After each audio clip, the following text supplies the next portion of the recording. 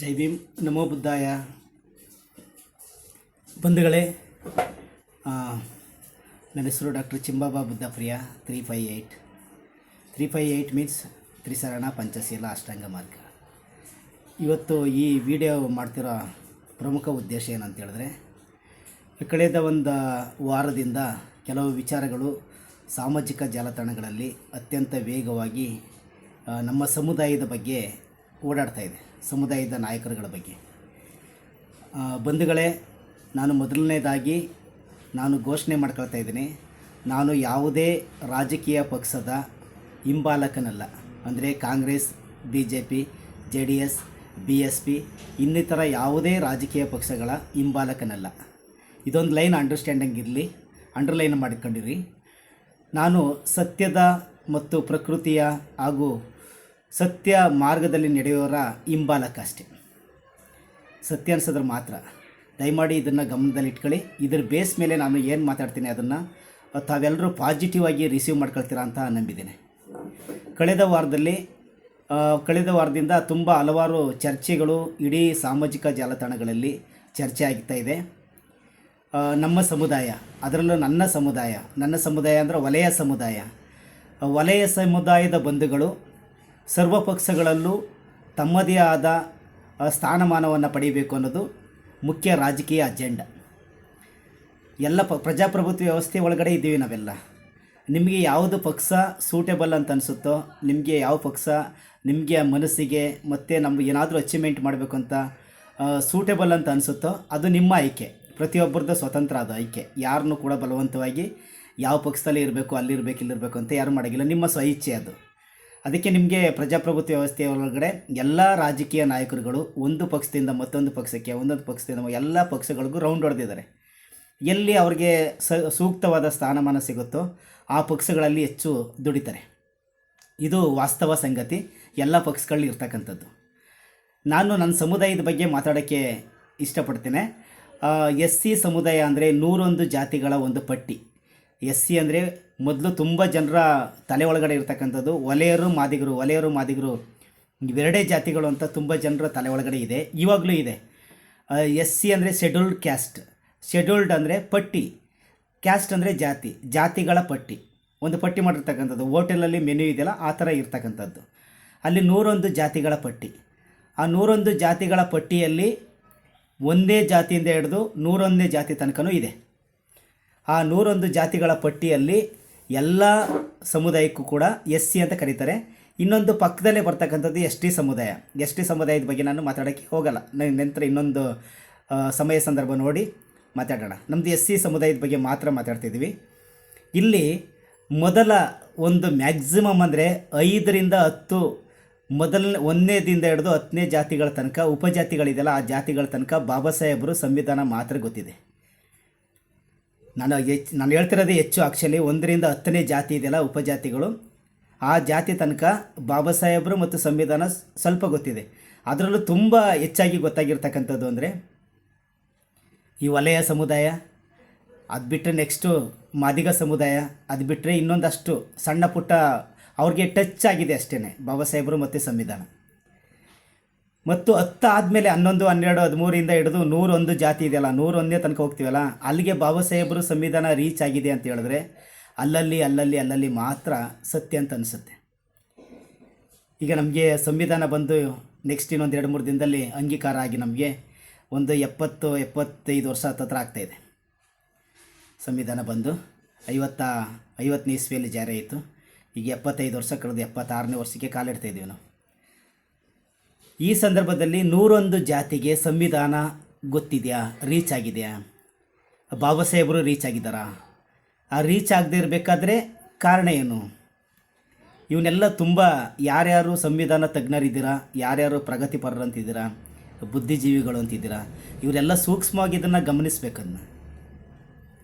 ಹಾಗಾದರೆ ನಾವು ಎಲ್ಲಿ ಎಡವಿದ್ದೀವಿ? ಸಂವಿಧಾನವನ್ನು, ಬಾಬಾ ಸಾಹೇಬರನ್ನು 101 ಜಾತಿಗಳಿಗೆ, ಇಡೀ ದೇಶಕ್ಕೆ ತಿಳಿಸ್ತಕ್ಕಂಥದ್ದು, ಇಡೀ ಎಲ್ಲ ಧರ್ಮಗಳಿಗೂ ಎಲ್ಲ ಸಮುದಾಯಗಳಿಗೂ ತಿಳಿಸ್ತಕ್ಕಂಥದ್ದು. ನೆಕ್ಸ್ಟ್ ಈ ಫಲಾನುಭವಿಗಳಿದ್ದೀವಲ್ಲ 101 ಕ್ಯಾಸ್ಟ್, 101 ಜಾತಿ ಉಪಜಾತಿಗಳು, SC ಪಟ್ಟಿ ಒಳಗಡೆ ಇರ್ತಕ್ಕಂಥವ್ರಿಗೆ, ಇವ್ರಿಗೆ ಕರೆಕ್ಟಾಗಿ ತಲುಪಿದಾರ ಅವರು? ಬಾಬಾ ಸಾಹೇಬರು ಕೊಟ್ಟಂಥ ಸಂವಿಧಾನದ ಸೌಲಭ್ಯಗಳು ಎಲ್ರಿಗೂ ಹೋಗಿ ತಲುಪಿದೆ. ಬಾಬಾ ಸಾಹೇಬ್ರದ್ದು ಇಮೇಜ್ ಫೋಟೋ ಹೋಗಿ ತಲುಪಿದೆ. ಆದರೆ ಅವರು ವಿಚಾರಧಾರಿಗಳು, ಅವರು ಕೊಟ್ಟಂಥ ಮಾರ್ಗದರ್ಶನ, ಅವರು ಏನು ಕಂಡಿದ್ರು, ಕನಸು ಕಂಡಿದ್ರು, ಆ ಕನಸು ಈಡೇರ್ತಾ ಇದೆ? ಈಡೇರೋಕ್ಕಾಗಿಲ್ಲ. ಯಾಕೆ ಈಡೇರೋಕ್ಕಾಗಿಲ್ಲ ಅನ್ನೋದು ತುಂಬ ಯಕ್ಷ ಪ್ರಶ್ನೆ. ಬಾಬಾ ಸಾಹೇಬರು ಸಂವಿಧಾನವನ್ನು ಅರ್ಪಣೆ ಮಾಡೋವಂಥ ಸಂದರ್ಭದಲ್ಲಿ ಭಾರತದಲ್ಲಿ ಇಷ್ಟೊಂದು ಜನ SC ಸಮುದಾಯದ ವಿದ್ಯಾವಂತರು, ಪ್ರಗತಿಪರರು, ತುಂಬ ಬಂಡವಾಳಶಾಹಿಗಳು, ಬೇರೆ ಬೇರೆ ತುಂಬ ಅಚೀವ್ಮೆಂಟ್ ಮಾಡಿರ್ತಕ್ಕಂಥವ್ರು ಇರಲಿಲ್ಲ. ಆದರೆ 75 ವರ್ಷಗಳ ಕಾಲಘಟ್ಟದಲ್ಲಿ ತುಂಬ ಸಾಕಷ್ಟು ಕಂಪ್ಲೀಟ್ ಬದಲಾವಣೆ ಆಗಿದೆ ಅಂತ ಹೇಳ್ತಾ ಇಲ್ಲ, ಸ್ವಲ್ಪ ಬದಲಾವಣೆ ಆಗಿದೆ. ಆ ಬದಲಾವಣೆ ಆಗಿರೋದ ಪ್ರಕಾರನೇ ನಾನೇ ಇಲ್ಲಿ ಬಂದು PhD ಮಾಡ್ಕೊಂಡು ನಾನು ಬಂದು ಇಲ್ಲಿ ಕೂತ್ಕೊಂಡು ಲೈವಲ್ಲಿ ಬಂದು ಮಾತಾಡ್ತಾಯಿದ್ದೀನಿ ನಿಮಗೆ, ಅಥವಾ ವಿಡಿಯೋ ಮಾಡಿ ನಿಮ್ಗೆ ಆಗ್ತಾಯಿದ್ದೀನಿ. ಇದು ಒಂದು ಬದಲಾವಣೆ. ನಮ್ಮ ಮನೆಯಲ್ಲಿ ನಾನು ಮೊದಲ ಅಕ್ಷರ ಕಲಿತಂಥ ವ್ಯಕ್ತಿ, ಫಸ್ಟ್ ಜನ್ರೇಷನ್ ಪರ್ಸನ್ ಎಜುಕೇಷನಲ್ಲಿ. ನಮ್ಮ ತಂದೆ ತಾಯಿಗೆ ಓದಿಲ್ಲ. ಇಷ್ಟೆಲ್ಲ ಆದಮೇಲೂ ನಾವು ಏನು ಮಾಡ್ತಾಯಿದ್ದೀವಿ? 101 ಜಾತಿಗಳಿಗೆ ಬಾಬಾ ಸಾಹೇಬ್ರನ್ನ ಸಂವಿಧಾನ ತಲುಪ್ಸೋಕ್ಕೆ ಏನು ಮಾಡ್ತಾಯಿದ್ದೀವಿ? ಆ ತಲುಪ್ಸೋದು ಎಲ್ಲೂ ಎಡವಿದ್ದೀವಿ ನಾವು. SC ಕಮ್ಯುನಿಟಿಯನ್ನು ಬಿಟ್ಟರೆ ಇನ್ನುಳಿದಂತಹ ಎಲ್ಲ ಕಮ್ಯುನಿಟಿಯವರು ರಾಜಕೀಯ ತುಂಬ ರಾಜಕೀಯವನ್ನು ಚೆನ್ನಾಗಿ ಬಳಸ್ಕೊಂಡಿದ್ದಾರೆ. ಸವಲತ್ತುಗಳನ್ನ ಬಳಸ್ಕೊಂಡಿದ್ದಾರೆ, ಅಧಿಕಾರವನ್ನು ಬಳಸ್ಕೊಂಡಿದ್ದಾರೆ. ಎಲ್ಲ ರೀತಿಯ ಏನೇನು ಸೌಲಭ್ಯಗಳಿದೆ ಎಲ್ಲವನ್ನು ಇತರೆ ಎಲ್ಲ ಸಮುದಾಯದವರು ಬಳಸ್ಕೊಂಡಿದ್ದಾರೆ. ಅವ್ರಿಗೆ ಮಾರ್ಗದರ್ಶಕರಾಗಿ ಬಾಬಾ ಸಾಹೇಬರು ಸಿಕ್ಕಿಲ್ಲ ಅವ್ರಿಗೆ. ಆದರೆ ಬಾಬಾ ಸಾಹೇಬರು ಹುಟ್ಟಿರೋ ಅಂತಹ ಸಮುದಾಯ ಬಾಬಾ ಸಾಹೇಬ್ರನ್ನ ಎಷ್ಟು ಅರ್ಥ ಮಾಡ್ಕೊಂಡಿದೆ, ಎಷ್ಟು ಬಳಸ್ಕೊಂಡಿದೆ, ರಾಜಕೀಯ ಕ್ಷೇತ್ರದಲ್ಲೇ ಹೆಂಗೆ ಬಳಸ್ಕೊಂಡಿದೆ. ಇತ್ತೀಚಿನ ದಿನಗಳಲ್ಲಿ ತುಂಬ ರಾಜಕೀಯ ವಿಚಾರದ ಬಗ್ಗೆ ಎಲ್ಲ SCಗಳು ಕಾಂಗ್ರೆಸ್ನ ಪರವಾಗಿರಬೇಕು. ಕಾಂಗ್ರೆಸ್ ಪರವಾಗಿದ್ದರೆ ಮಾತ್ರ SCಗಳು ಕಾಂಗ್ರೆಸ್ಲಿ ಮಾತ್ರ ನಾವು ಸೆಟಲ್ಮೆಂಟ್ ಆಗೋದು, ನಮಗೆ ಒಳ್ಳೆ ಏನು ಸೌಲಭ್ಯಗಳು ಸಿಗುತ್ತವೆ, ಗೌರವ ಸಿಗುತ್ತೆ, ಸ್ಥಾನಮಾನ ಸಿಗುತ್ತೆ ಅಂತ ಒಂದು ಮಾಹಿತಿ ಇದೆ. BJP ದಲಿತರ ವಿರೋಧ ಪಾರ್ಟಿ. ಅದು BJPಗೆ ಯಾವುದೇ ಕಾರಣಕ್ಕೂ ಹೋಗಬಾರ್ದು, BJP ತತ್ವ ಸಿದ್ಧಾಂತಗಳು ಹೋಗಬಾರ್ದು ಅನ್ನೋದು ಒಂದು ವಾಡಿಕೆ. BJPಗೂ ದಲಿತರಿಗೂ ಆಗಬರಲ್ಲ, ಒಂಥರ ಭಾಳ ಕಷ್ಟ. ಅದು ಆಗಬರುತ್ತೆ, ತುಂಬ ಕಷ್ಟ. ಅದು BJPಲಿ ಹೋಗಿ BJPನ ಜೀರ್ಣ ಮಾಡ್ಕೊಳ್ಳೋದು ದಲಿತರಿಗೆ ಭಾಳ ಕಷ್ಟವಾದ ಕೆಲಸ. ಇಂಥ ಒಂದು ಸಂದರ್ಭದಲ್ಲಿ ಕಾಂಗ್ರೆಸ್ ಮಾತ್ರ ದಲಿತರನ್ನ ಏಳಿಗೆಯನ್ನು ಬಯಸ್ತಕ್ಕಂಥದ್ದು, ದಲಿತರ ಶ್ರೇಯೋಭಿವೃದ್ಧಿಯನ್ನು ಬಳಸ್ತಕ್ಕಂಥದ್ದು ಕಾಂಗ್ರೆಸ್ ಮಾತ್ರ ಅಂತ ಎಲ್ಲರ ಮನದಟ್ಟಾಗ್ಬಿಟ್ಟಿದೆ. ಅದರಲ್ಲೂ ಕೂಡ ಈ ಕಳೆದ 3-4 ವರ್ಷಗಳ ಹಿಂದೆ ಕರ್ನಾಟಕ ರಾಜ್ಯದ ಹೆಸರಾಂತ ರಾಜಕಾರಣಿಯಾಗಿರ್ತಕ್ಕಂಥ 20 ವರ್ಷ ಬಹುಜನ ಸಮಾಜ ಪಾರ್ಟಿ ಅಂತ ಬಹುಜನ ಚಳುವಳಿಯನ್ನು ಮುಖಾಂತರ ಬಹುಜನ ಸಮಾಜ ಪಾರ್ಟಿಯನ್ನು ಕಟ್ಟಿ ಬೆಳೆಸಿದಂತಹ ಹಲವಾರು ವ್ಯಕ್ತಿಗಳಲ್ಲಿ N. ಮಹೇಶ್ ಅವರು ಕೂಡ ಒಬ್ಬರು. N. ಮಹೇಶ್ ಅವರು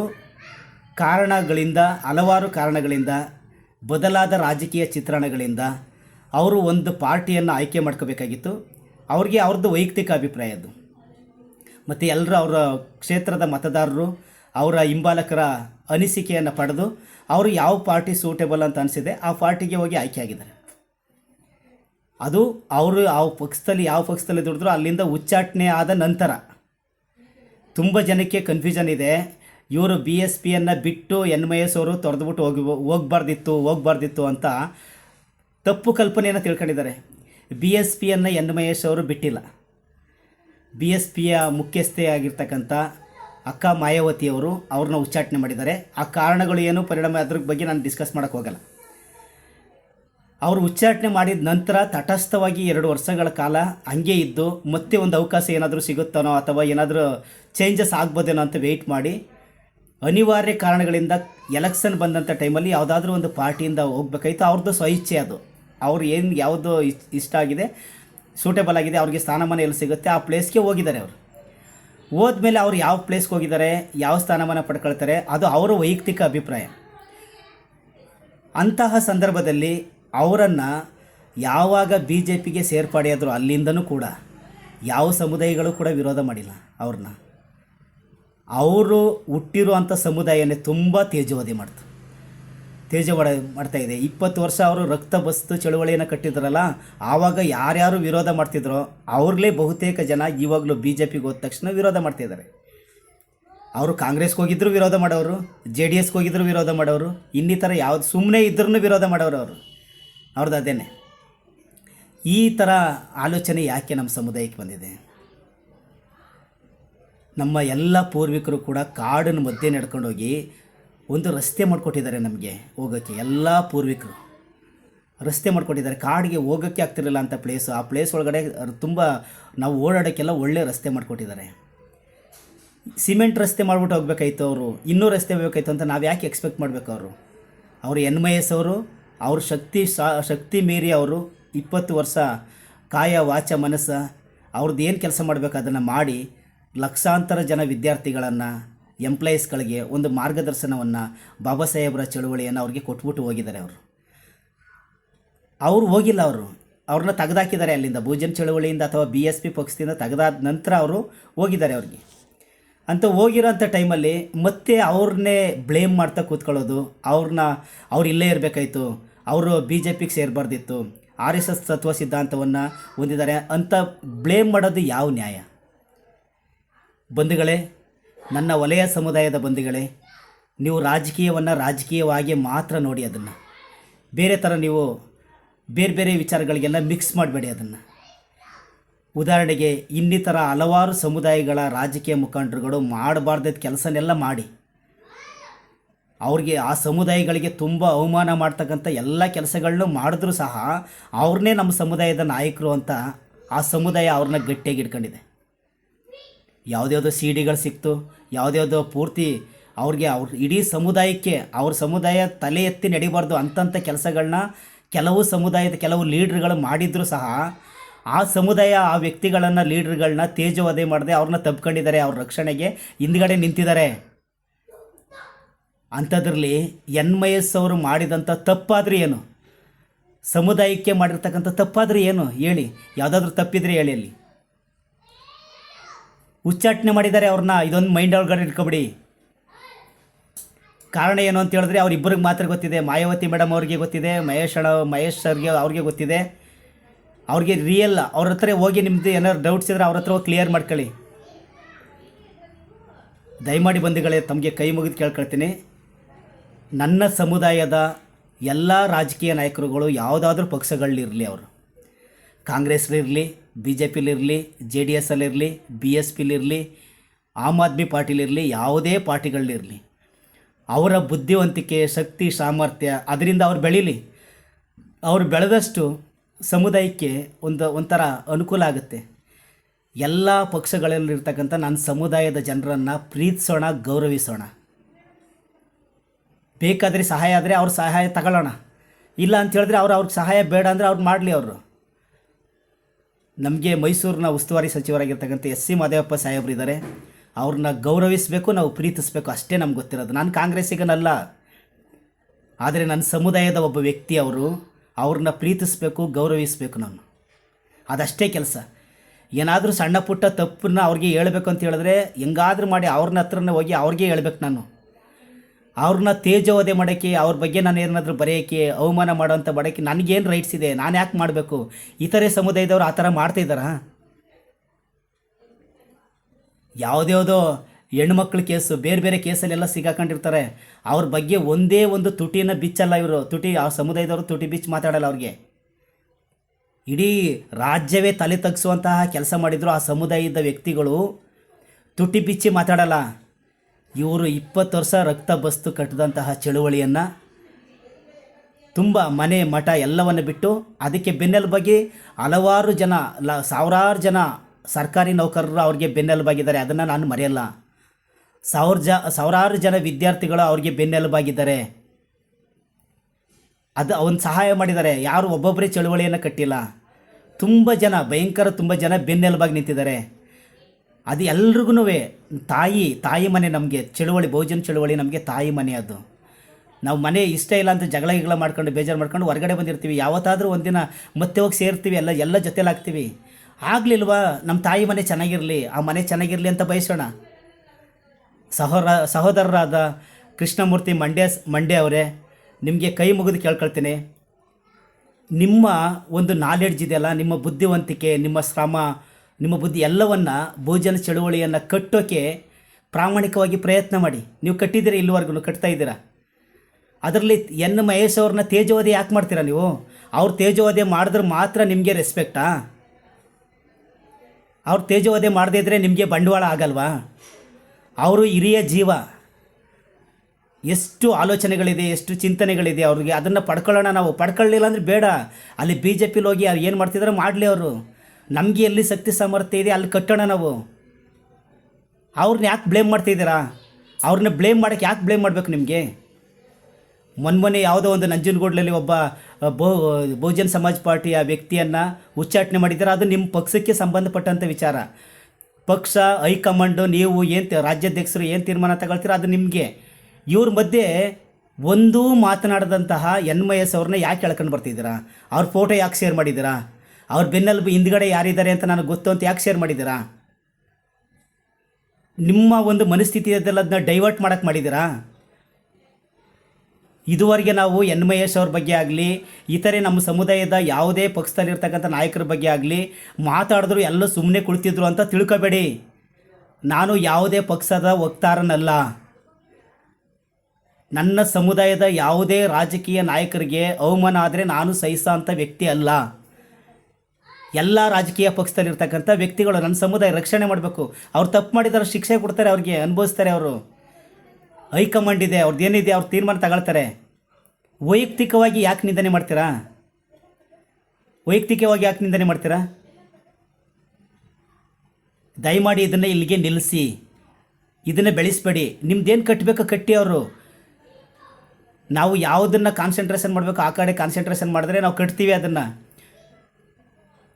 ಫಾರ್ ಎಕ್ಸಾಂಪಲ್, ನಾನು ಬೌದ್ಧ ಧರ್ಮವನ್ನು ಎಸ್ಟಾಬ್ಲಿಷ್ ಮಾಡಬೇಕು ಅಂತ ಹೇಳಿದ್ರೆ ಬೌದ್ಧ ಧರ್ಮದ ಬುದ್ಧನ ಚಿಂತನೆಗಳ ಆಲೋಚನೆಗಳನ್ನು ಹೆಚ್ಚು ಹೆಚ್ಚು ಬಿತ್ತಬೇಕು ಹೊರತು ಇನ್ನಿತರ ಧರ್ಮದ ವೀಕ್ನೆಸ್ಗಳನ್ನ ನಾನು ಬಿತ್ತಬಾರ್ದು. ಇನ್ನಿತರೆ ಧರ್ಮದ ವೀಕ್ನೆಸ್ಗಳನ್ನ ಬಿತ್ತಿದ ತಕ್ಷಣ ನಾನು ಬೌದ್ಧ ಧರ್ಮ ಎಸ್ಟಾಬ್ಲಿಷ್ ಆಗಲ್ಲ. ತಿಳ್ಕೊಬಿಡಿ ಸಹೋದರರಾದ ಕೃಷ್ಣಮೂರ್ತಿ ಅವರೇ. ನಿಮ್ಮ ಬಗ್ಗೆ ತುಂಬ ನನಗೆ ಅಪಾರವಾದ ಗೌರವ ಇದೆ. ನೀವು ಹಾರ್ಡ್ ವರ್ಕ್ ಮಾಡ್ತಿದ್ದೀರಾ. ಬಹುಜನ್ ಚಳುವಳಿ ಇದೆಯಲ್ಲ, ನಮ್ಮ ತಾಯಿ ಮನೆ ಅದು, ತವರು ಮನೆ ಅದು. ಅಲ್ಲಿಂದನೇ ಬೆಳೆದು ಬಂತಂಥವ್ರು ಎಲ್ಲ. ದಾದಾ ಸಾಹೇಬ್ ಕಾನ್ಸಿರಾಮ್ ಸಾಹೇಬರು, ಅಕ್ಕ ಮಾಯಾವತಿ ಅವರು, ಅವರೆಲ್ಲ ಒಂದು ಮಾರ್ಗದರ್ಶನ ಕೊಟ್ಟಿದ್ದಾರೆ. ತ್ಯಾಗ ಇದೆ, ಶ್ರಮ ಇದೆ. ಅಲ್ಲಿಂದ ನಾವು ಬೆಳೆದಂಥ ವ್ಯಕ್ತಿಗಳು ನಾವೆಲ್ಲ. ಯಾವುದೋ ಕಾರಣಾಂತರಗಳಿಂದ ನಮ್ಗೆ ಇಷ್ಟ ಆಗಲ್ಲ ಅಂದ್ರೆ ಹೊರಗಡೆ ಬಂದಿರ್ತೀವಿ. ನಮ್ದು ಹುಟ್ಟಿದ ಮನೆಯೇ ಬಿಟ್ಬಿಟ್ಟು ಹೊರಗಡೆ ಬಂದಿರ್ತೀವಿ. ಹುಟ್ಟಿದ ಊರನ್ನೇ ಬಿಟ್ಬಿಟ್ಟು ಹೊರಗಡೆ ಬಂದಿರ್ತೀವಿ. ನಾವೇನಾದರೂ ಒಂದು ಸಾಧನೆ ಮಾಡೋಣ ಹೊರಗಡೆ ಅಂತ. ಹಾಗಂತ ಊರನ್ನ ಮರ್ತು ಬಿಟ್ಟಿದ್ದೀವಿ ಅಂತ ಅರ್ಥ ಅಲ್ಲ, ಮನೇನ ಮರ್ತು ಬಿಟ್ಟಿದ್ದೀವಿ ಅಂತ ಅರ್ಥ ಅಲ್ಲ. ನಾವು ಎಷ್ಟೇ ಎತ್ತರಕ್ಕೆ ಬೆಳೆದ್ರು ನಿಮ್ಮ ತಂದೆ ತಾಯಿ ಯಾರು ಅಂತ ಹೇಳಿದ್ರೆ ನಮ್ಮ ಅಪ್ಪ ನಮ್ಮ ಅಮ್ಮನ ಹೆಸರನ್ನ ಹೇಳಬೇಕು. ನಿಮ್ಮೂರು ಯಾವುದು ಅಂತ ಹೇಳಿದ್ರೆ ನಮ್ಮ ಊರ ಹೆಸರನ್ನ ಹೇಳಬೇಕು. ನೀವು ಎಲ್ಲಿಂದ ಬಂದ್ರಿ ಅಂತ ಹೇಳಿದ್ರೆ ಬಹುಜನ್ ಚಳುವಳಿಯಿಂದನೇ ಬಂದ್ರಿ, BVS ಪ್ರಾಡಕ್ಟ್ ಅಂತಲೇ ಹೇಳ್ಬೇಕು. ನಾವು ತಪ್ಪಿಸ್ಕೊಳ್ಳೋಕ್ಕಾಗಲ್ಲ ಅದನ್ನು. ನಾವು ಉನ್ನತ ಪ್ರಪಂಚದ ದೊಡ್ಡ ವ್ಯಕ್ತಿಯಾಗಿ ನಾವು ಬೆಳಿಬೋದು, ಆದರೆ ನಾವು ನಡೆದು ಬಂದ ಹಾದಿಯನ್ನು ಮರಿಬಾರ್ದು. ನಮಗಿಷ್ಟ ಇಲ್ಲ ಅಂದರೆ ಬಿಡಿ, ಫರ್ಗೆಟ್ ಆ್ಯಂಡ್ ಫರ್ಗಿವ್. ಮರ್ತುಬಿಡಿ, ಇಲ್ಲಾಂದ್ರೆ ಕ್ಷಮಿಸ್ಬಿಡಿ. ಎರಡೇ ಇರೋದು. ನಮಗಿಷ್ಟ ಇಲ್ಲ ಅಂತ, ಇಷ್ಟ ಇಲ್ಲ ಅಂದರೆ ಅವ್ರ ಜೊತೆಯಲ್ಲಿ ಅವ್ರನ್ನ ಮರ್ತುಬಿಡಿ. ಅವ್ರನ್ನ ಕಟ್ಟಿ ಮುಂದಕ್ಕೆ. ಇನ್ನೂ ಇಡೀ ಪ್ರಪಂಚ ತುಂಬ ವಿಶಾಲವಾಗಿದೆ. ತುಂಬ ಎಲ್ಲ ವಿಶಾಲವಾಗಿರ್ತಕ್ಕಂಥ ವ್ಯಕ್ತಿಗಳಿದ್ದಾರೆ. ಅವ್ರಿಗೆ ನಮ್ಮ ಥಾಟ್ಸ್ಗಳನ್ನ ತಿಳಿಸ್ಬೇಕು. ನಾನು ಯಾರ ಜೊತೆಲಿ ಜಗಳ ಮಾಡ್ಕೊಂಡಿದ್ದೀನಿ ಅವನಿಗೆ ತಿಳಿಸ್ಬೇಕಾಗಿತ್ತು. ನನ್ನ ಥಾಟ್ಸ್ ಅಂತ ಏನೂ ಇಲ್ಲ ಅಲ್ಲಿ.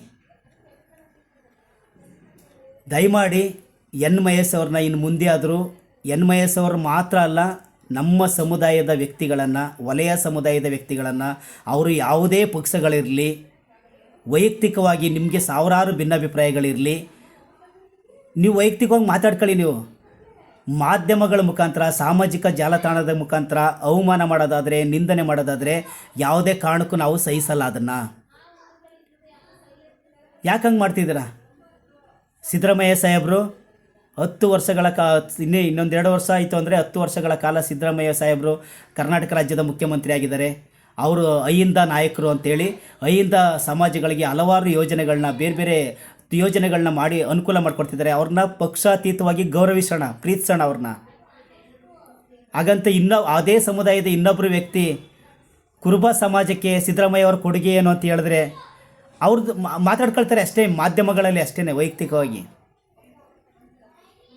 ಹಾಗಾಗಿ ಎಲ್ಲ ಸಮಾಜವನ್ನು ಗೌರವಿಸೋಣ, ಪ್ರೀತಿಸೋಣ.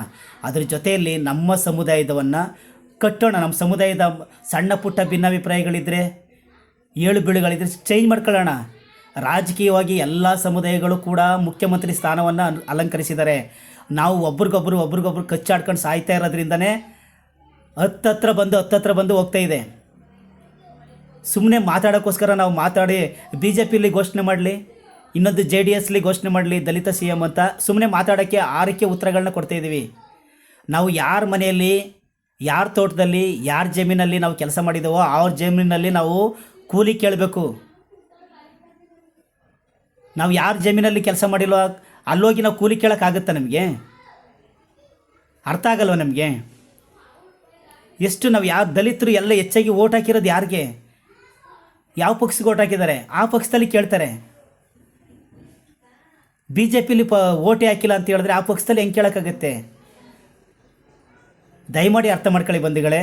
ನಮ್ಮ ವೈಯಕ್ತಿಕ ದ್ವೇಷ, ಅಸೂಯೆ, ಈರ್ಷೆ ಎಲ್ಲವನ್ನು ಬದಿಗೊತ್ತಿ ನಮ್ಮ ಸಮಾಜವನ್ನು ಮೇಲಕ್ಕೆ ತರಬೇಕು. 101 ಜಾತಿ ಇದೆ, 101 ಜಾತಿ ಆಧಾರದ ಮೇಲೆ ಇಷ್ಟು 1.5 ಕೋಟಿ ಜನಸಂಖ್ಯೆ ಇದ್ವಿ ನಾವು ಅಂತ ಮಾತಾಡ್ತಾ ಇದ್ವಿ ನಾವು. ಈಗ ಎಲ್ಲ ಡಿವೈಡ್ ಆಗೈತೆ, A B C ಅಂತ ಗ್ರೂಪ್ಗಳಾಗೈತೆ. ನಮ್ಮಲ್ಲಿ ನಮ್ಮ ಸಂಖ್ಯೆ ಎಷ್ಟಿದೆ ಅಂತ ನಮ್ಮ ಸಂಖ್ಯೆಯನ್ನು ನಮ್ಮನ್ನು ನಾವು ಬಲಹೀನರಾಗಿ ಮಾಡಬೇಕು. ನಾವು ಬಲಹೀನರಾಗಿದ್ದೀವಿ, ನಾವು ಬಲ ಕೊಡಬೇಕು ಅವ್ರಿಗೆ. ಈ ನಿಟ್ಟಿನಲ್ಲಿ ಹಾಗೆ ಮತ್ತೊಂದು ವಿಚಾರ ಅಂದರೆ ಸನ್ಮಾನ್ಯ ದಿವಂಗತ ಶ್ರೀನಿವಾಸ್ ಸಾಹೇಬ್ರವ್ರನ್ನ ಈ ಕ್ಷಣದಲ್ಲಿ ನಾವು ನೆನೆಯಬೇಕಾಗುತ್ತೆ. ಅವರು 45 ವರ್ಷಗಳ ಸುದೀರ್ಘ ರಾಜಕಾರಣದಲ್ಲಿ ಅವ್ರಿಗೆ ಎಲ್ಲಿ ಸಾಧ್ಯ ಆಗುತ್ತೋ, ಯಾವ ಟೈಮಲ್ಲಿ ಸಾಧ್ಯ ಆಗುತ್ತೋ ಅಷ್ಟು ನಮ್ಮ ಸಮುದಾಯವನ್ನು ರಕ್ಷಣೆ ಮಾಡಿದ್ದಾರೆ. ಯಾಕೆ ರಕ್ಷಣೆ ಮಾಡಿದ್ರು? ಅವರು BJPಗೆ ಹೋದ್ರು ನಮ್ಮ ದಲಿತರು ಯಾಕೆ ಮಾತಾಡಲಿಲ್ಲ ಗೊತ್ತಾ? ಅವ್ರಿಗೆ ಯಾಕೆ ಮಾತಾಡಲಿಲ್ಲ ಅಂದರೆ ದಲಿತರಿಗೆ ತುಂಬ ಹಲವಾರು ರೀತಿಯ ಅವ್ರ ಕೈಯಲ್ಲಿ ಎಷ್ಟು ಸಾಧ್ಯನೋ ಶಕ್ತಿ ಮೀರಿ ಅವರು ಸಹಾಯವನ್ನು ಮಾಡಿದ್ದಾರೆ. ಸಮುದಾಯದ ಪರವಾಗಿ ನಿಂತಿದ್ದಾರೆ, ಬೆನ್ನೆಲುಬಾಗಿ ನಿಂತ್ಕೊಂಡಿದ್ದಾರೆ. ಯಾಕೆ ನಿಂತ್ಕೊಂಡಿದ್ದಾರೆ ಅಂದರೆ ಅಧಿಕಾರ ಇತ್ತಲ್ಲ ಅದಕ್ಕೆ. ಯಾವುದಾದ್ರು ಒಂದು ವರ್ಷ 2 ವರ್ಷ ಒಂದು ಟೈಮ್ 2 ಟೈಮ್ ಸೋತಿದ್ದಾರೆ ಅಷ್ಟೇ. ಇನ್ನು ಎಲ್ಲ ವರ್ಷಗಳಲ್ಲೂ ಕೂಡ ಅವರು ಅಧಿಕಾರದಲ್ಲಿದ್ದರು. ಅವರು ರಾಜ್ಯ ಮಂತ್ರಿ ಆಗಿದ್ದರು, ಕೇಂದ್ರ ಮಂತ್ರಿ ಆಗಿದ್ದರು, ಮಂತ್ರಿ ಆಗಿಲ್ಲದೆ ಇದ್ದರು, MLA ಆಗಿದ್ದರು, MLA ಆಗಿ ಮತ್ತು MP ಆಗಿದ್ದರು. ಈ ಸುದೀರ್ಘವಾದ ರಾಜಕಾರಣದಲ್ಲಿ ಹಲವಾರು ರೀತಿಯ ಸಹಾಯ ಸಹಕಾರವನ್ನು ಮತ್ತು ಎಲ್ಲ ಬೆನ್ನೆಲುಬಾಗಿ ನಮ್ಮ ಸಮುದಾಯಕ್ಕೆ ಹಿಂದೆ ನಿಂತಿದ್ದರು. ಅವರು ಯಾವ ಪಕ್ಷಕ್ಕೆ ಹೋದ್ರೂ ಕೂಡ ಅವರಿಂದ ಯಾರ್ಯಾರು ಸಹಾಯ ಪಡ್ಕೊಂಡ್ರೋ ಅವರೆಲ್ಲ ಅವ್ರಿಗೆ ಬೆನ್ನೆಲುಬಾಗಿ ನಿಂತ್ಕೊಳ್ತಾಯಿದ್ರು. ಅವ್ರು ಹೋಗಿದಾರಲ್ಲ ಆ ಪಕ್ಷಕ್ಕೆ ಹೋಗಬೇಕು ಅಂತ ಅರ್ಥ ಅಲ್ಲ, ವಿರೋಧ ಮಾಡ್ತಿರ್ಲಿಲ್ಲ ಅವ್ರಿಗೆ. ನನಗೆ ಒಂದು ಹೆಲ್ಪ್ ಮಾಡಿದ್ದಾರೆ ಅಂತ ಹೇಳಿದ್ರೆ ಇಡೀ ನನ್ನ ಕುಟುಂಬ, ನನ್ನ ರಿಲೇಷನ್ ಎಲ್ಲ ಆ ಹೆಲ್ಪ್ ಮಾಡ್ತಾರಲ್ಲ ಅವ್ರಿಗೆ ಋಣಿಯಾಗಿರ್ತಾಯಿತ್ತು. ಆ ರೀತಿ ಶ್ರೀನಿವಾಸ್ ಪ್ರಸಾದ್ ಸಾಹೇಬರು ತುಂಬ ಒಂದು ಬೆನ್ನೆಲುಬಾಗಿ ಇಡೀ ಕರ್ನಾಟಕದಲ್ಲಿ ಅವರದೇ ಆದ ರೀತಿ ಅಚೀವ್ಮೆಂಟ್ಗಳನ್ನ ಮಾಡಿ ನಮ್ಮ ಸಮುದಾಯದ ರಕ್ಷಣೆಗೆ ಬೆಂಗಾವಲಾಗಿ ಬೆನ್ನೆಲುಬಾಗಿ ನಿಂತಿದ್ದರು.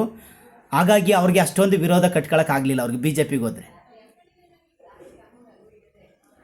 ಎನ್ ಮಹೇಶ್ ಅವರು 20 ವರ್ಷಗಳ ಕಾಲ ಪ್ರತಿಫಲಾಪೇಕ್ಷೆ ಇಲ್ಲದೆ, ಯಾವುದೇ ನಿರೀಕ್ಷೆ ಇಲ್ಲದೆ, ಪಕ್ಷವನ್ನು ಚೇಂಜ್ ಮಾಡದೆ, ಬದಲಾವಣೆ ಮಾಡದೆ 4 ಬಾರಿ ಸೋತ್ರೂ ಸಹ ನನ್ನ ಮನೆಯಲ್ಲಿ ಈ ಪಕ್ಷದಲ್ಲೇ ಕಟ್ಟಬೇಕು ಅಂತೇಳಿ ಲಾಸ್ಟ್ಗೆ ಒಂದು ಗೆಲುವನ್ನು ಪಡೆದರು.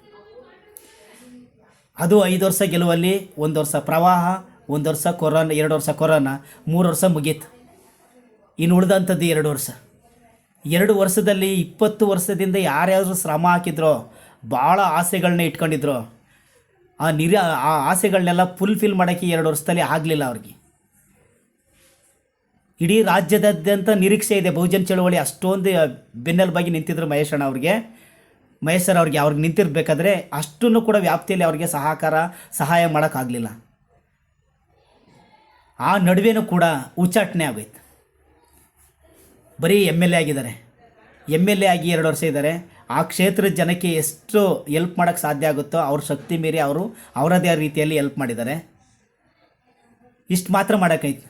ಇಡೀ ರಾಜ್ಯದಾದ್ಯಂತ ಅವ್ರಿಗೆ ಶ್ರೀನಿವಾಸ್ ಪ್ರಸಾದ್ ಸಾಹೇಬ್ರಿಗೆ 45 ವರ್ಷಗಳ ಸುದೀರ್ಘ ರಾಜಕೀಯ ಇತಿಹಾಸ ಇತ್ತಲ್ಲ, ಆ ಥರ ಏನಾದರೂ 1 ಟೈಮ್ 2 ಟೈಮ್ 3 ಟೈಮ್ ಏನಾದರೂ ರಾಜಕೀಯ ಅಧಿಕಾರ ಸಿಕ್ಕಿದರೆ ಇಷ್ಟು ವಿರೋಧವನ್ನು ಎನ್ ಮಹೇಶ್ ಅವ್ರ ಮೇಲೆ ಮಾಡ್ತಿರಲಿಲ್ಲ ಜನ.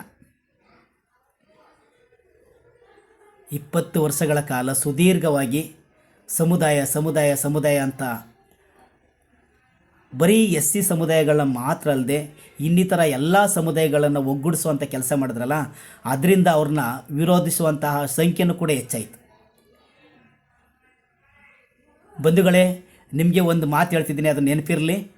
ನನ್ನ ಸಮಾಜದ ಬಂಧುಗಳಿಗೆ ನಾನು ಹೇಳ್ತಾ ಇರೋದು, 2018ನೇ ಇಸ್ವಿಯಲ್ಲಿ ಎಕ್ಸಾಮ್ಗೆ ತುಂಬ ಚೆನ್ನಾಗಿ ಓದ್ಕೊಂಡಿದ್ರು ಎನ್ ವೈ ಎಸ್ ಅವರು.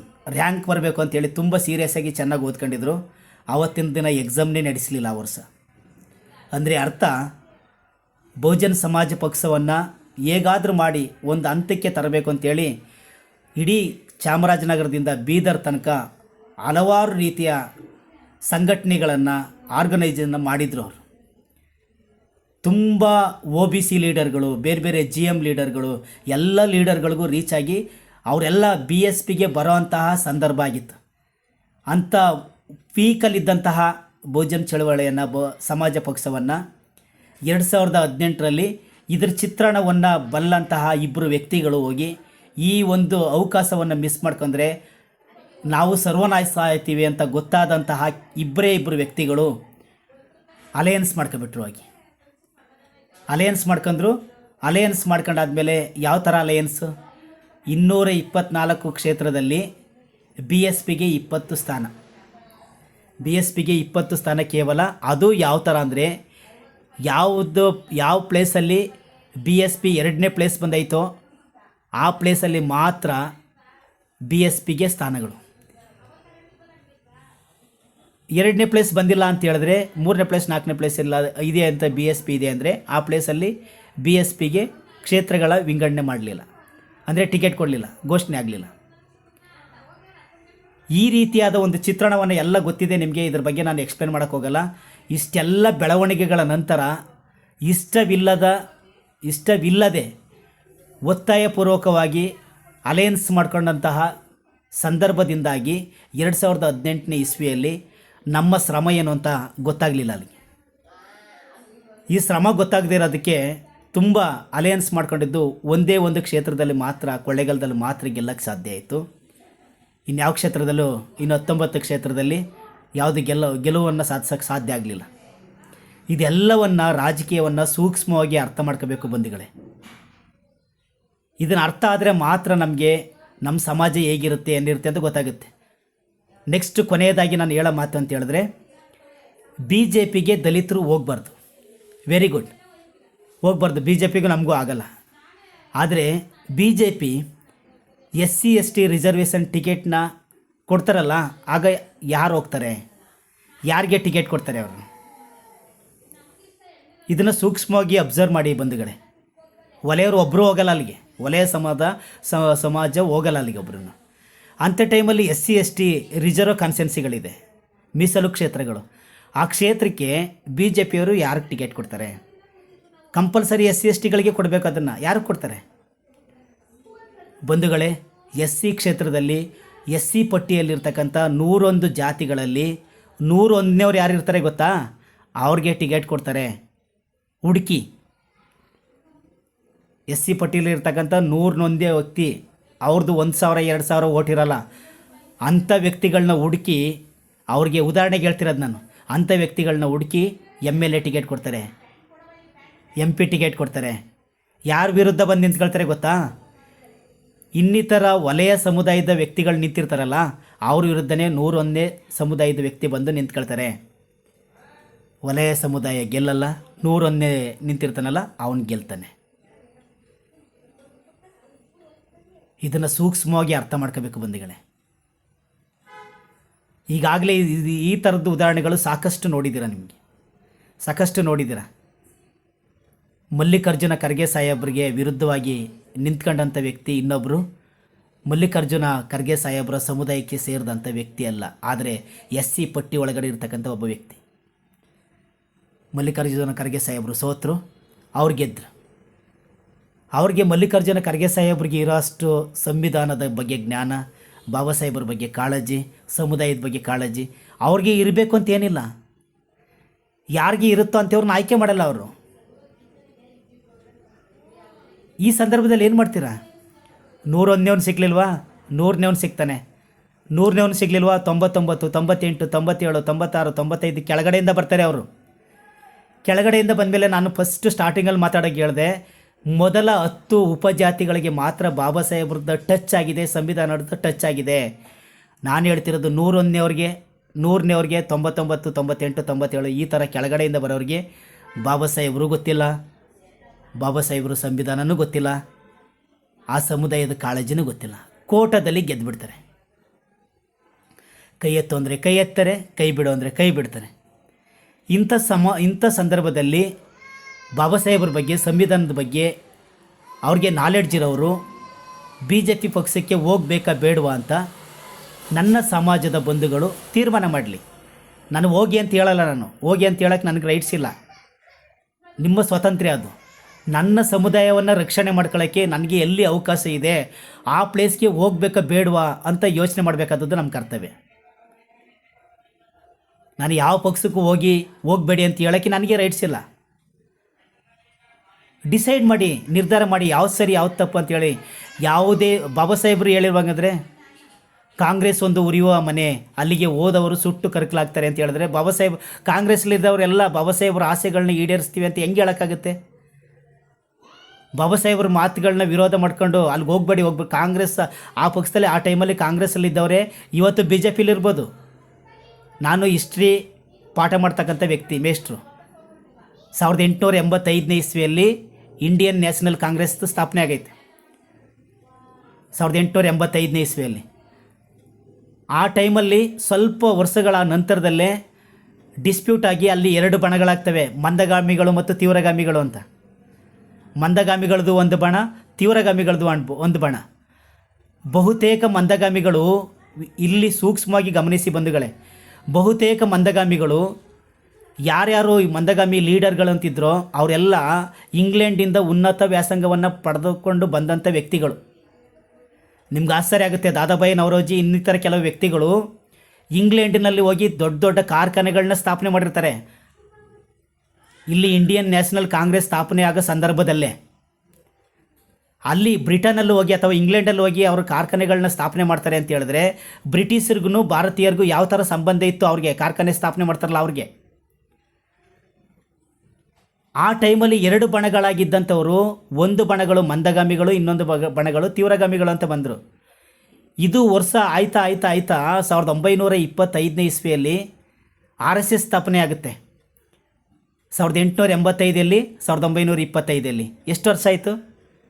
25 ವರ್ಷಗಳ ಕಾಲ, ಸುಮಾರು 25 ವರ್ಷಗಳ ನಂತರ RSS ಅಂತ ಒಂದು ಸಂಘಟನೆ ಸ್ಥಾಪನೆ ಆಗುತ್ತೆ. ಯಾಕೆ ಸ್ಥಾಪನೆ ಆಯಿತು? 1925ನೇ ಇಸ್ವಿಯಿಂದ 1947ನೇ ಇಸ್ವಿ ತನಕ, ಸ್ವಾತಂತ್ರ್ಯ ಬರೋ ತನಕ, ಸಂವಿಧಾನ ಜಾರಿ ಆಗೋ ತನಕ, ನೆಹರು ಅವರು ನೆಹರು ಅವರು ಪ್ರಧಾನಮಂತ್ರಿ ಆಗೋ ತನಕ, 1 ಟೈಮ್ 2 ಟೈಮ್ ಆಗೋ ತನಕ, ಅಷ್ಟೆಲ್ಲ ಆಗೋ ತನಕನೂ ಆ RSS ಹೋಗಿದ್ದು ನೆಕ್ಸ್ಟು ರಾಜಕೀಯ ಪಕ್ಷವಾಗಿ ಬರೋಕ್ಕೆ ಜನಸಂಘ ಅಂತ ಸೇರ್ಕೊಳ್ಳುತ್ತೆ, ಸ್ಥಾಪನೆ ಆಗುತ್ತೆ. ಯಾಕೆ ಇವರಿಬ್ಬರು 2 ಬಣ ಆಗಿ ಮಾಡ್ಕೊಂಡ್ರು, 2 ಸ್ಥಾಪನೆ ಮಾಡ್ಕೊಂಡ್ರು ಅಂತ ಹೇಳಿದ್ರೆ, ಯಾವಾಗ ಭಾರತದ ಜನ ಕಾಂಗ್ರೆಸ್ಸನ್ನು ತಿರಸ್ಕಾರ ಮಾಡ್ತಾರೋ ಅದಕ್ಕೆ ಪರ್ಯಾಯವಾಗಿ ನಾವು ಭಾರತೀಯ ಜನತಾ ಪಾರ್ಟಿ ಅಂತೇಳಿ ಅಥವಾ ರಾಷ್ಟ್ರೀಯ ಜನಸಂಘ ಅಂತೇಳಿ ನಾವು ಆವಾಗ ಅಧಿಕಾರಕ್ಕೆ ಬರ್ತೀವಿ ಅಂತ ಪ್ಲ್ಯಾನ್ ಮಾಡ್ಕೊಂಡು ಬಂದವರು ಇಬ್ಬರು ಒಬ್ಬರೇ. ಕಾಂಗ್ರೆಸ್ BJP ಎರಡೂ ಒಂದೇ ನಾಣ್ಯದ 2 ಮುಖಗಳು. There is no doubt at all.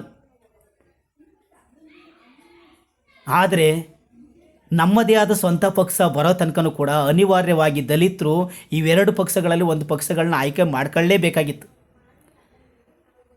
Dada Saheb ಕಾನ್ಸಿರಾಮ್ ಸಾಹೇಬರು ಬರೋ ತನಕನೂ ಕೂಡ 70-80ರ ದಶಕ ತನಕ ನಮಗೆ ಬೇರೆ ಇನ್ನಿತರ ಪಕ್ಷಗಳಿರಲಿಲ್ಲ. ಬಾಬಾ ಸಾಹೇಬ್ರದ್ದು ಪಕ್ಷ ಇತ್ತು. ಆ ಮಹಾರಾಷ್ಟ್ರದಲ್ಲಿ ಆ ಭಾಗದಲ್ಲಿ ಮಾತ್ರ ಒಂದಷ್ಟು ಅವೇರ್ನೆಸ್ ಇತ್ತು. ಆ ನಂತರದಲ್ಲಿ ಕರ್ನಾಟಕ ಬೇರೆ ಭಾರತದ ಇನ್ನಿತರ ಭಾಗಗಳಿಗೆ ಹಂಚಿತು. ಇದನ್ನು ಸುದೀರ್ಘವಾದ ಇತಿಹಾಸವನ್ನು ತಿಳ್ಕೊಂಡ್ರೆ ಮಾತ್ರ ನಾವು ನಮ್ಮ ಸಮುದಾಯವನ್ನು ರಕ್ಷಣೆ ಮಾಡೋಕ್ಕಾಗುತ್ತೆ. ಅದರ ಜೊತೆಗೆ ಸಂವಿಧಾನವನ್ನು ರಕ್ಷಣೆ ಮಾಡೋಕ್ಕಾಗುತ್ತೆ. ಬಾಬಾ ಸಾಹೇಬರ ತತ್ವ ಸಿದ್ಧಾಂತಗಳನ್ನ ಜಾರಿಗೊಳಿಸೋಕ್ಕೆ ಸಾಧ್ಯ ಆಗುತ್ತೆ. ಈ ನಿಟ್ಟಿನಲ್ಲಿ ನೀವು ಎಲ್ಲ ಪಕ್ಷಗಳಿರಿ, ನೀವು ಬೇರೆ ಇತರೆ ಸಮುದಾಯದ, ಹಿಂದುಳಿದ ಸಮುದಾಯದ, ಇತರೆ ಸಮುದಾಯದ ಎಲ್ಲ ಜನಾಂಗಗಳು ಕೂಡ ಎಲ್ಲ ಪಕ್ಷಗಳು ಅವರಿದು ಹಂಚೋಗಿದ್ದಾರೆ. ಯಾವ ಪಕ್ಷಗಳಾದ್ರೂ ಅವರಿದ್ದಾರೆ, ಅಧಿಕಾರ ಅನುಭವಿಸ್ತಾ ಇದ್ದಾರೆ. ಶಾಲಾ ಕಾಲೇಜುಗಳು, ದೊಡ್ಡ ದೊಡ್ಡ ಶಿಕ್ಷಣ ಸಂಸ್ಥೆಗಳು, ಇಂಜಿನಿಯರಿಂಗ್ ಕಾಲೇಜುಗಳು, ಮೆಡಿಕಲ್ ಕಾಲೇಜುಗಳು ಎಲ್ಲನೂ ಸ್ಥಾಪನೆ ಮಾಡಿದ್ದಾರೆ. ಅವರು ರೂಲಿಂಗ್ ಮೈಂಡ್ ಅವ್ರದ್ದು. ನಮ್ಮದು ಒಂದು 2-3 ಜನರದ್ದು ಮಾತ್ರ ಇದೆ.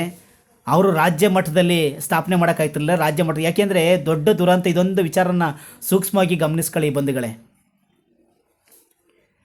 ರಿಸರ್ವ್ ಕಾನ್ಸ್ಟಿಟ್ಯೂನ್ಸಿಯಲ್ಲಿ ಗೆದ್ದಂತಹ ವ್ಯಕ್ತಿಗಳನ್ನು ರಾಜಕೀಯ ನಾಯಕರುಗಳನ್ನು ಸಾಮಾನ್ಯ ಕ್ಷೇತ್ರದ SC ಮತದಾರರು ನಮ್ಮ ನಾಯಕ ಅಂತ ಒಪ್ಕೊಳ್ಳೋಕ್ಕೆ ತಯಾರಾಗಿಲ್ಲ. ಇದನ್ನು ಸೂಕ್ಷ್ಮವಾಗಿ ಅಬ್ಸರ್ವ್ ಮಾಡಿ. ರಿಸರ್ವ್ ಕಾನ್ಸ್ಟಿಟ್ಯೂನ್ಸಿಯಲ್ಲಿ ಮೀಸಲು ಕ್ಷೇತ್ರದಲ್ಲಿ ಗೆದ್ದಂತಹ MLA MP ಗಳನ್ನು ಸಾಮಾನ್ಯ ಕ್ಷೇತ್ರದಲ್ಲಿರ್ತಕ್ಕಂಥ SCಗಳು ನಮ್ಮ ನಾಯಕ ಅಂತ ಒಪ್ಕೊಳ್ಳೋಕ್ಕೆ ಸಾಧ್ಯ ಆಗಿಲ್ಲ. ಯಾಕೆ ಗೊತ್ತಾ? ಅವ್ರಿಗೆ ಬೇರೆ MLA ಇದ್ದಾರಲ್ಲ, ಅವ್ರಿಗೆ ಬೇರೆ MP ಇದ್ದಾರಲ್ಲ. ಮೈಸೂರು ಲೋಕಸಭಾ ಕ್ಷೇತ್ರದ MP ಯದುವೀರವರು. ಈ ಮೈಸೂರು ಲೋಕಸಭಾ ಕ್ಷೇತ್ರದಲ್ಲಿರ್ತಕ್ಕಂಥ SC ಸಮುದಾಯದ ಬಂಧುಗಳು ಸುನಿಲ್ ಬೋಸ್ ಅವ್ರನ್ನ ನಮ್ಮ ನಾಯಕರು ಅಂತ ಹೆಂಗೆ ಒಪ್ಕೊಳ್ಳೋಕ್ಕಾಗತ್ತೆ? ಏಕೆಂದರೆ ಇವ್ರ MP ಇವ್ರಿಗೆ ಸಹಾಯ ಬೇಡಬೇಕಾದ್ರೆ ಇವ್ರ ಹತ್ರ ಹೋಗಬೇಕು. ಚಾಮರಾಜನಗರ ಜಿಲ್ಲೆಯ SC ಸಮುದಾಯದ ಬಂಧುಗಳು ಮಾತ್ರ, ಅಥವಾ SC ಸಮುದಾಯಗಳ ಜೊತೆಯಲ್ಲಿ ಚಾಮರಾಜನಗರ ಲೋಕಸಭಾ ಕ್ಷೇತ್ರದ ಸರ್ವ ಮತದಾರರು ಕೂಡ ಸುನಿಲ್ ಬೋಸ್ ಅವ್ರನ್ನ ನಮ್ಮ ನಾಯಕರು ಅಂತ ಒಪ್ಕೊಳ್ತಾರೆ. ಅದರಲ್ಲೂ ಸ್ಪೆಸಿಫಿಕ್ ಆಗಿ ದಲಿತ ಸಮುದಾಯ ಮೀಸಲು ಕ್ಷೇತ್ರ ಆಗಿರೋದ್ರಿಂದ ದಲಿತ ಸಮುದಾಯದ ಬಂಧುಗಳು ನಮ್ಮ ನಾಯಕರು ಅಂತ ಒಪ್ಕೊಳ್ಳೇಬೇಕು. ಈ ನಿಟ್ಟಿನಲ್ಲಿ ನಮ್ಮ ದಲಿತ ಸಮಾಜ ಅನ್ನೋಕ್ಕಿಂತ ಹೆಚ್ಚಾಗಿ ವಲಯ ಸಮುದಾಯ ಒಗ್ಗಟ್ಟಾಗದೇ ಇರೋದಕ್ಕೆ ಕಾರಣ ಈ ಥರ ಒಂದು ದೊಡ್ಡ ವಿಶಾಲವಾದ ಹೃದಯ, ವಿಶಾಲವಾದ ಮನಸ್ಥಿತಿ ಇಲ್ಲದಿರುವಿಕೆ. ಹಾಗಾಗಿ ಇನ್ನೊಬ್ಬ ವ್ಯಕ್ತಿಯನ್ನು ಇಡೀ ರಾಜ್ಯದಾದ್ಯಂತ ಮೈಸೂರಲ್ಲಿ ಸೋಲ್ತೀವಿ ಅಂತ ಗೊತ್ತಾದ ತಕ್ಷಣ ಎಲ್ಲಿ ನಾವು ಗೆಲ್ಲಿಸ್ತೀವಿ ಅಂತ ಹೇಳ್ತಾರೋ ಆ ಕ್ಷೇತ್ರದಲ್ಲಿ ತಗೊಂಡೋಗಿ ಗೆಲ್ಲಿಸ್ಕೊಂಡು ಬರೋ ಅಂಥ ತಾಕತ್ತು ಇತರೆ ಸಮುದಾಯಗಳಿಗಿದೆ. ಒಬ್ಬ ವ್ಯಕ್ತಿ ಮೈಸೂರಿನಲ್ಲಿ ಸೋಲ್ತೀವಿ, ನಾನು ರಾಜಕೀಯ ಭವಿಷ್ಯ ನನಗೆ ಇದ್ದು ಅಂತ್ಯ ಆಗುತ್ತೆ, ಈ ಚುನಾವಣೆಯಲ್ಲಿ ನನ್ನ ಕೊನೆ ಆಗುತ್ತೆ ಅಂತ ಗೊತ್ತಾದ ತಕ್ಷಣ,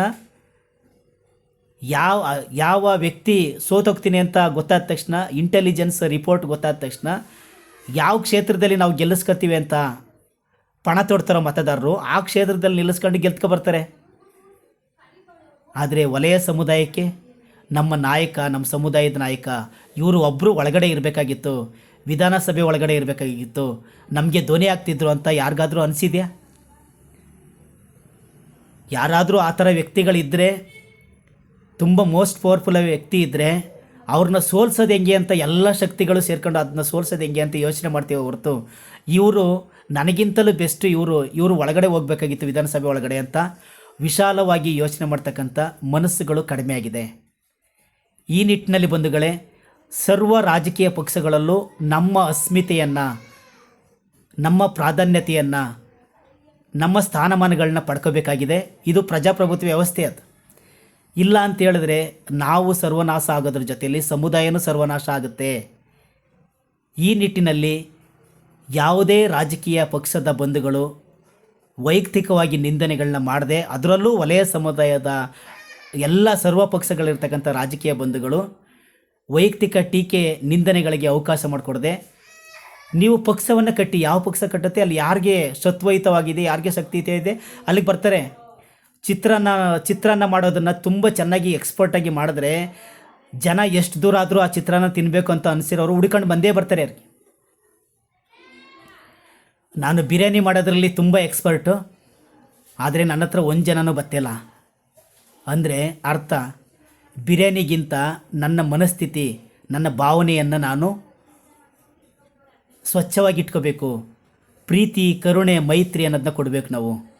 ಆ ಕೊಟ್ಟಾಗ ಮಾತ್ರ ನಮಗೆ ಚಿತ್ರಾನ್ನ ಚೆನ್ನಾಗಿ ಮಾಡದೇ ಇದ್ದರೂ ಕ್ಯೂ ಅಲ್ಲಿ ಜನ ನಿಂತಿರ್ತಾರೆ. ಅಪಾರ ಜ್ಞಾನಿಗಳಾಗಿದ್ದೀವಿ ನಾವು, ತುಂಬ ಬುದ್ಧಿವಂತರಾಗಿದ್ದೀವಿ. ಒಬ್ಬರನ್ನ ಪ್ರೀತಿಸೋದೇ ಗೊತ್ತಿಲ್ಲ ಅಂತ ಹೇಳಿದ್ರೆ ನಮಗೆ ಬರೀ ದ್ವೇಷ. ನನ್ನಲ್ಲಿರ್ತಕ್ಕಂಥ ನಾನು ಯಾವಾಗಲೂ ಇತರರಲ್ಲಿ ಇರುವಂತಹ ಬೇರೆಯವರಲ್ಲಿ ಇರುವಂತಹ ಕೆಟ್ಟ ಗುಣಗಳನ್ನೇ ನಾನು ದಿನ ಮಾತಾಡ್ತಾ ಇದ್ದರೆ ದಿನದ 24 ಗಂಟೆನೂ ಕೂಡ ನನ್ನಲ್ಲಿರೋ ಒಳ್ಳೆ ಗುಣನ ಹೇಳೋಕ್ಕೆ ಟೈಮ್ ಇರಲ್ವಲ್ಲ. ನನಗೆಲ್ಲಿದೆ ಟೈಮ್ ನನ್ನಲ್ಲಿರೋ ಒಳ್ಳೆ ಗುಣನ ಹೇಳೋಕ್ಕೆ, ಹಂಚೋಕ್ಕೆ? ಹಾಗಾಗಿ ನಮ್ಮಲ್ಲಿರ್ತಕ್ಕಂಥ ಒಳ್ಳೆ ಗುಣನ ನಾವು ಹಂಚೋಣ. ಕೊನೆಯದಾಗಿ ನಾನು 3 ಗುಣವನ್ನು ಹೇಳಿ ಆ 3 ಗುಣಗಳನ್ನ ಎಕ್ಸ್ಪ್ಲೇನ್ ಮಾಡಿ ನಾನು ನನ್ನ ಮಾತುಗಳಿಗೆ ವಿರಾಮ ಹಾಕ್ತೇನೆ. ಮೊದಲನೇ ಗುಣ ಏನು ಅಂತ ಹೇಳಿದ್ರೆ, ನಾವು ಯಾವುದೇ ಕೆಲಸವನ್ನು ಮಾಡಿದ್ರೂ ಸಹ ನಾವು ಮಾಡೋ ಕೆಲಸದಿಂದ ನಮ್ಮ ತಂದೆ ತಾಯಿಗೆ ಅವಮಾನ ಆಗಬಾರ್ದು. ಮೊದಲನೇ ಗುಣ. ಎರಡನೇ ಗುಣ, ನಾವು ಏನೇ ಕೆಲಸ ಮಾಡಿದ್ರೂ ಸಹ ನಾವು ಮಾಡೋ ಗುಣದಿಂದ, ನಾವು ಮಾಡೋ ಕೆಲಸದಿಂದ ನಾವು ಹುಟ್ಟಿ ಬಂದಿರುವಂತಹ ಊರಿಗೆ ಅವಮಾನ ಆಗಬಾರ್ದು. ನನ್ನ ಊರಿಗೆ ಅವಮಾನ ಆಗಬಾರ್ದು. ಊರು ಅಂತ ಹೇಳಿದ ತಕ್ಷಣ ಒಂದೇ ಸಮುದಾಯ ಇರೋವಂಥ ಊರಲ್ಲ, ಒಂದೇ ಸಮುದಾಯಗಳು ವಾಸ ಮಾಡಲ್ಲ. ಕೆಲವು ಊರುಗಳಲ್ಲಿ ಮಾತ್ರ ಸ್ಪೆಸಿಫಿಕ್ಕಾಗಿ ಒಂದೇ ಸಮುದಾಯ ವಾಸ ಮಾಡ್ಬೋದು, ಅದು ಬೆರಳೆಣಿಕೆ ಊರುಗಳಲ್ಲಿ ಮಾತ್ರ. ಆದರೆ ಊರು ಅಂತ ಹೇಳಿದ್ಮೇಲೆ 2 ಮನೆ ಇರ್ತಕ್ಕಂಥ ಸಮುದಾಯಗಳಿಂದ ಹಿಡಿದು 2000 ಮನೆಗಳಿರ್ತಕ್ಕಂಥ ಸಮುದಾಯಗಳವರೆಗೆ ಊರು ವಾಸ ಮಾಡ್ತಿರ್ತಾರೆ. ಆ ವಾಸ ಮಾಡ್ತಿರೋ ಸಂದರ್ಭದಲ್ಲಿ ಅದಕ್ಕೆ ಅವಮಾನ ಆಗಬಾರ್ದು. 3ನೇದು ಲಾಸ್ಟ್ ಗುಣ ಯಾವುದು ಅಂತ ಹೇಳಿದ್ರೆ, ನಾನು ಏನೇ ಕೆಲಸ ಮಾಡಿದ್ರು ನಾನು ಹುಟ್ಟು ಬಂದಿರುವಂತಹ ಸಮುದಾಯಕ್ಕೆ ಅವಮಾನ ಆಗಬಾರ್ದು. ಈ 3 ಗುಣಗಳನ್ನು ನಾವೆಲ್ಲರೂ ರೂಢಿಸ್ಕೊಂಡ್ರೆ ಅಲ್ಲಿ ಬಾಬಾ ಸಾಹೇಬರ ತತ್ವವನ್ನು ಕೂಡ ಅಡಗಿದೆ. ಸಂವಿಧಾನವನ್ನು ಉಳಿಸೋ ಕಡೆ ಹೋಗ್ಬೋದು. ಇತರೆ ಎಲ್ಲ ಸಮುದಾಯಗಳನ್ನ ನಾವು ಪ್ರೀತಿಸೋ ಕಡೆಯೂ ಕೂಡ ಹೋಗ್ಬೋದು. ಇಷ್ಟನ್ನು ನಾವು ತಾವೆಲ್ಲರೂ ಕೂಡ ಪಾಸಿಟಿವ್ ಆಗಿ, ಸಕಾರಾತ್ಮಕವಾಗಿ ನನ್ನ ವಿಚಾರಗಳನ್ನ ತಗೋಬೇಕು ಅಂತ ಹೇಳ್ತಾ ನನ್ನ ಮಾತುಗಳಿಗೆ ವಿರಾಮ ಹಾಕ್ತೇನೆ. ಜೈ ಭೀಮ್, ನಮೋ ಬುದ್ಧಾಯ. ಡಾಕ್ಟರ್ ಚಿಂಬಾಬಾ ಬುದ್ಧಾಪ್ರಿಯ.